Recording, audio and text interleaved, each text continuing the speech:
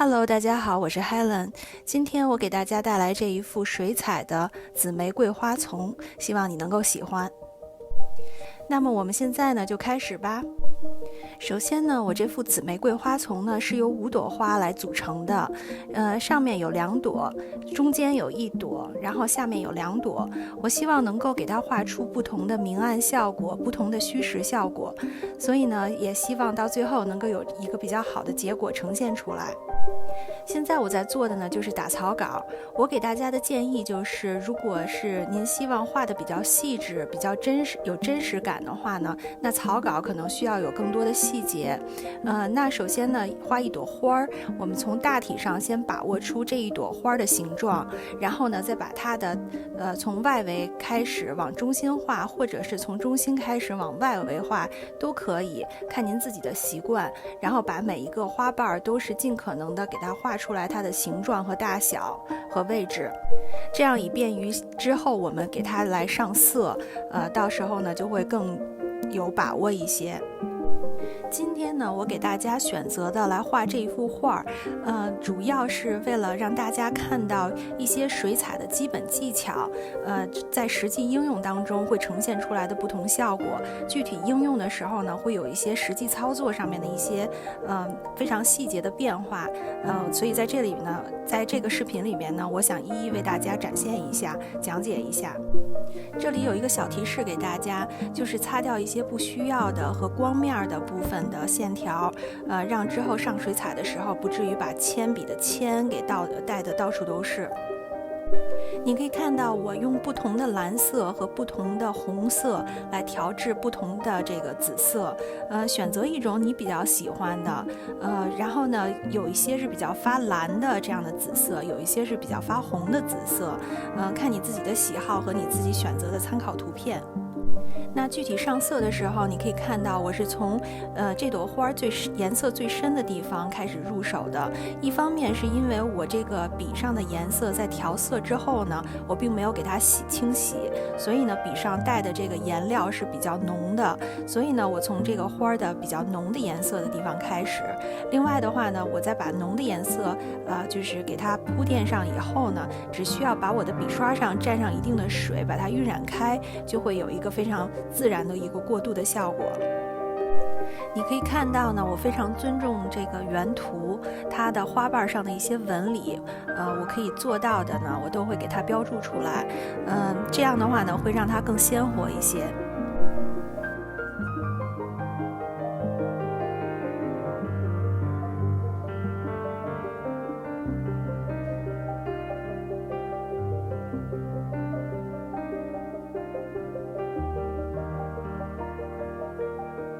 这里呢，花瓣之间呢会有一些线条产生，这时候你需要用非常细的这个笔刷来给它勾出来。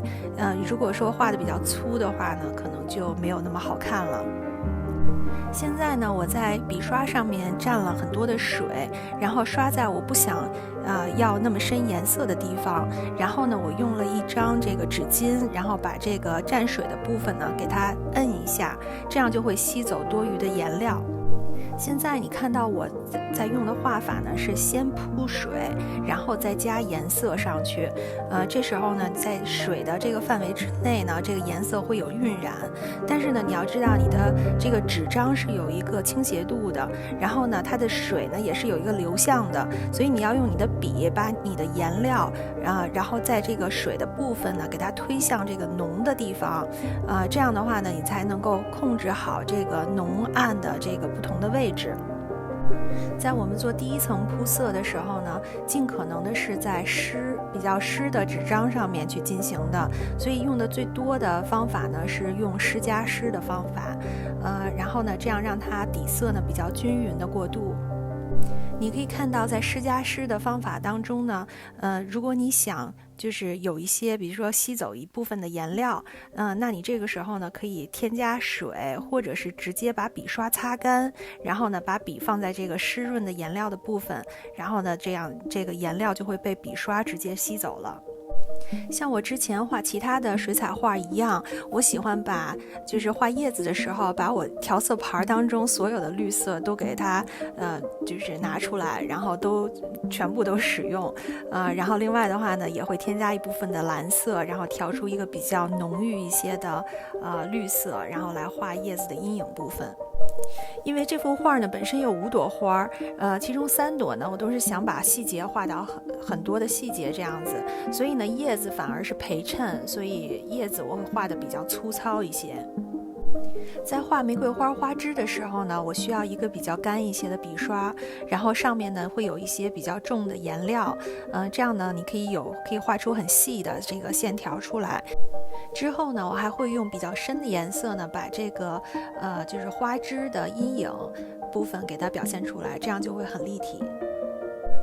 好，那下面呢，我们就进行下一步的第2层的铺色。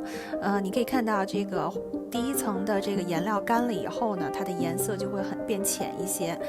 比我们刚上色的时候要浅一些。你肉眼可见的呢，就是你需要给它增加更深的颜色在上面。那这时候第2层呢，我比较在意的就是说颜色上面的变化，因为第1层呢，我可能就是铺的，比如说是偏蓝的紫色，那第2层呢，我根据我自己的这个参考图片呢，这个紫色的玫瑰花它是有一定的紫红色的花瓣，有一些花瓣它是紫红色的，所以呢我就是用了一个稍微偏红的紫色呢再上第2层。我所使用的水彩方面的技巧呢，跟做第1层的时候是一样的，也基本上就是为了晕染开颜色，然后让它湿加湿这样来做的。你需要的是更多的细心，然后另外呢就是比较注意观察原图它的一些花瓣之间的这个线条的粗细程度，然后每一个花瓣它的就是它的明暗，然后包括一些纹理，这些都需要很多的这样的耐心才能给它画好。我比较喜欢呢，给我的水彩画有一定的背景颜色。那这幅画呢，我就是觉得，它的花朵之间肯定是阴影的部分，然后叶子重叠的地方呢，也肯定是阴影的部分。我会用黑色，然后呢，在这整幅画的光线的来源呢，我觉得应该是在左上方过来的，所以呢，在左上方这部分呢，我会用非常非常浅的这个黄色，加以很多的水，然后来表现出它的光面。然后在这个最下面2朵花这边呢，我觉得它应该是比较靠近一个